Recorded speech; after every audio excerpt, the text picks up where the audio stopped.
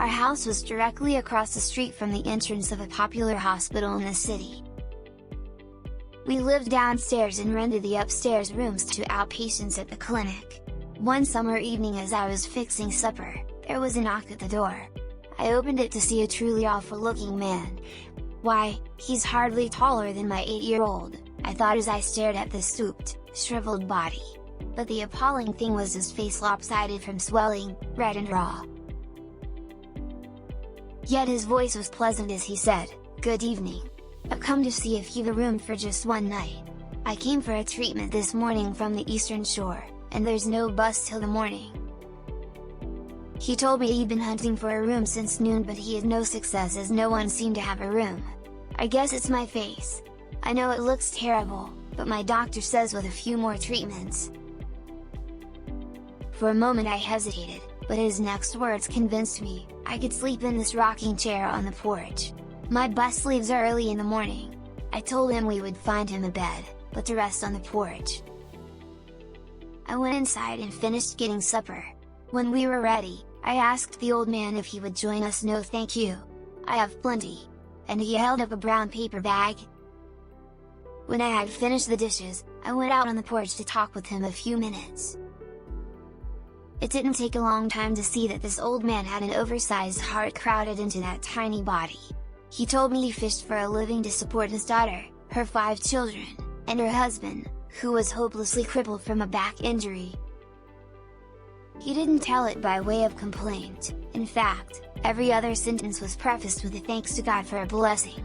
He was grateful that no pain accompanied his disease, which was apparently a form of skin cancer. At bedtime, we put a camp cot in the children's room for him. When I got up in the morning, the bed linens were neatly folded and the little man was out on the porch. He refused breakfast, but just before he left for his bus, haltingly, as if asking a great favor, he said, "Could I please come back and stay the next time I have a treatment? I won't put you out of it. I can sleep fine in a chair." He paused a moment and then added, "Your children made me feel at home. Grown-ups are bothered by my face, but children don't seem to mind." I told him he was welcome to come again. On his next trip he arrived a little after 7 in the morning. As a gift, he brought a big fish and a quart of the largest oysters I'd ever seen. He said he had shucked them that morning before he left so that they'd be nice and fresh. I knew his bus left at 4 AM and I wondered what time he had to get up in order to do this for us.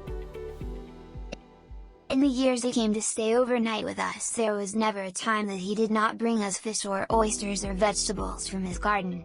Other times we received packages in the mail, always by special delivery, fish and oysters packed in a box of fresh young spinach or kale, every leaf carefully washed. Knowing that he must walk 3 miles to mail these, and knowing how little money he had made the gifts more precious. When I received these little remembrances, I often thought of a comment our next-door neighbor made after he left that first morning. "Did you keep that awful-looking man last night?" I turned him away. You can lose roomers by putting up such people. Maybe we did lose roomers once or twice. But oh! If only they could have known them, perhaps their illnesses would have been easier to bear. I know our family always will be grateful to have known them, from whom we learned what it was to accept the bad without complaint and the good with gratitude. Recently I was visiting a friend who has a greenhouse. As she showed me her flowers, we came to the most beautiful one of all, a golden chrysanthemum, bursting with blooms. But to my great surprise, it was growing in an old dented, rusty bucket. I thought to myself, if this were my plant, I'd put it in the loveliest container I had. My friend changed my mind. Detail. It's just for a little while, till I can put it out in the garden.